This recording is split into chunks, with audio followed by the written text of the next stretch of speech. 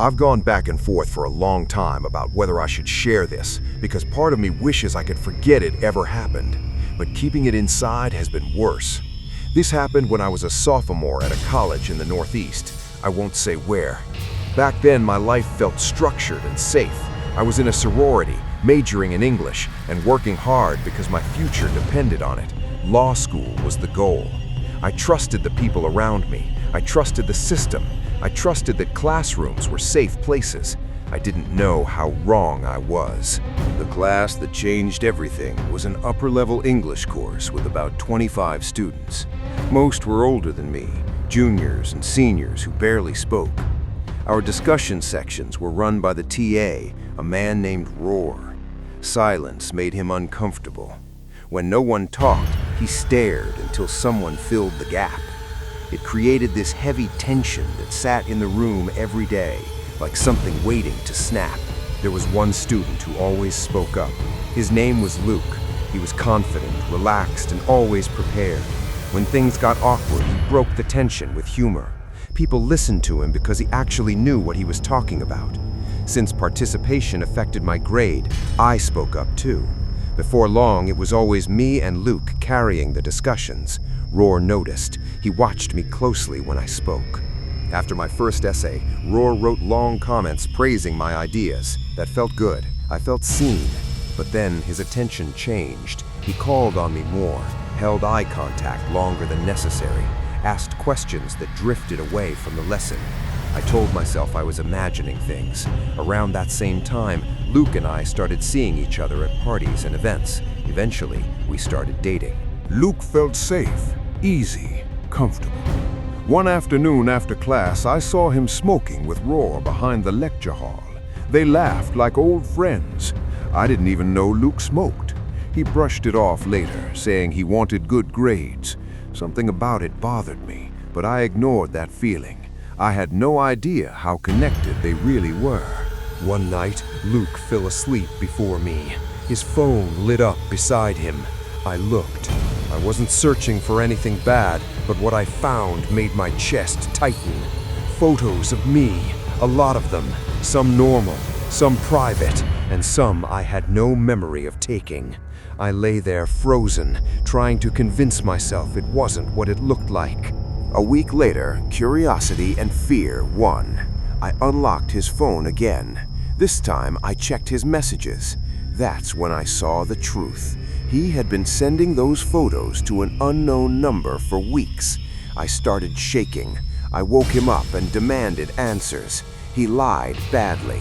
I knew instantly. I left without looking back. The police got involved soon after. The unknown number belonged to Roar. Luke confessed. He admitted he'd been paid to send the photos. Luke was expelled. Roar was fired, maybe jailed. I don't know. What I do know is that none of it felt like justice. Nothing erased what they took from me.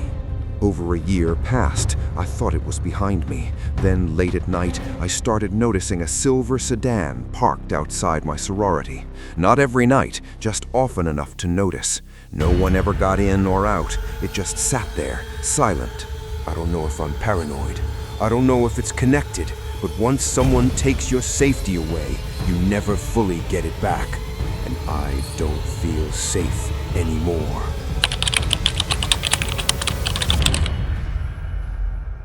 My name is Mike, but everyone calls me Mikey. I'm 22 years old and still living with my parents in Northern California. Not the sunny part people imagine. Where I live, it's cold, quiet, and surrounded by forest. The nearest neighbor is a long drive away. I've lived there most of my life, so the isolation never bothered me. In fact, I usually liked it. That's why when my parents told me they were leaving the country for a wedding, I didn't think twice about staying home alone. The first night alone was normal. I stayed up late, watched videos, and went to bed around 2 in the morning. Nothing felt strange. The second night, though, was different. I went to bed earlier because I was tired. I remember falling asleep fast. That's why it scared me so much when I suddenly woke up in the middle of the night for no clear reason. I didn't hear a sound. I didn't have a dream. I just woke up with that heavy feeling that something wasn't right. As my eyes adjusted to the darkness, I noticed something immediately. My closet door was wide open. That might not sound like a big deal, but it was to me. The door doesn't stay shut on its own, so I always make sure to close it before bed. Always. I've done that since I was a kid. Seeing it open made my heart start racing because I knew I hadn't left it that way. I tried to tell myself I was still half asleep, but my body didn't believe it. My chest felt tight. My hands were shaking. Without thinking, I reached for my phone and turned on the flashlight. The light filled the room, and that's when I saw them. Two figures standing at the edge of my bed. They were close, way too close, just standing there, watching me. The moment the light hit them, they moved. Not slowly, not clumsily. They ran in opposite directions, avoiding the beam like they expected it. It was terrifying how fast they were. I didn't even get a clear look at their faces. My brain didn't have time to process what was happening. I just screamed. I don't even know what I screamed. It was pure panic. Without thinking, I jumped out of bed and chased them into the hallway. My heart was pounding so hard it felt like it might burst. I heard footsteps hitting the floor, loud and fast. By the time I reached the living room, I heard the front door slam shut. Cold air rushed in. They were gone. I stood there shaking, trying to breathe, trying to understand what had just happened. After locking myself in my room, I called the police. While waiting for them to arrive, I finally turned on the lights. That's when I looked down at the floor beside my bed and saw it. One of my mom's kitchen knives, just lying there. I felt sick. Those people weren't just in my house. They were standing over me with a knife while I slept. If I hadn't woken up when I did, I don't think I would have woken up at all. The police arrived about 20 minutes later and searched the house, but they found nothing. No forced entry, no signs of a struggle. One officer told me I probably forgot to lock the front door. I told him I didn't. He shrugged and said it was the only explanation. But here's the thing, nothing was missing. They didn't take anything. That's what keeps replaying in my head. They weren't there to steal, they were there for me. And that's something I still can't fully accept. If I had slept a little longer, I don't think I'd be telling this story. My name is Natasha. This started a few months ago, right after I moved into my first apartment alone. I was 23, working remotely, and excited to finally have my own space. No roommates, no noise, just peace. The apartment wasn't fancy, but it felt like freedom. For the first few weeks, everything was perfect. Then I noticed him. The first time was on the stairs, a man in a gray hoodie. Average build, nothing special about him. We passed each other without speaking. I didn't think much of it. The second time was in the parking lot. He was just standing there, watching. Again, I told myself it meant nothing, but I kept seeing him. Over and over, sometimes walking through the lot, sometimes sitting in a blue sedan, always near my building, always positioned where he could see my apartment. He never approached me, never spoke. That somehow made it worse. One afternoon, while working at my desk, I looked out the window and saw his car parked below. Someone was sitting inside, staring up toward my floor. I couldn't see his face clearly, but I could feel it.